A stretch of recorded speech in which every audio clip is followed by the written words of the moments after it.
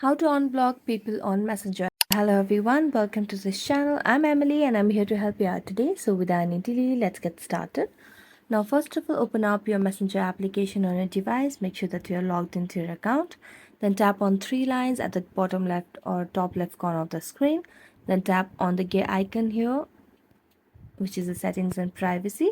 So just scroll down and you'll be able to see the option of privacy and safety over here. Tap on that. Now scroll down a bit and here you'll be able to see the restricted or blocked accounts over here. So as you tap on blocked accounts, you'll be able to see different accounts that you have blocked before.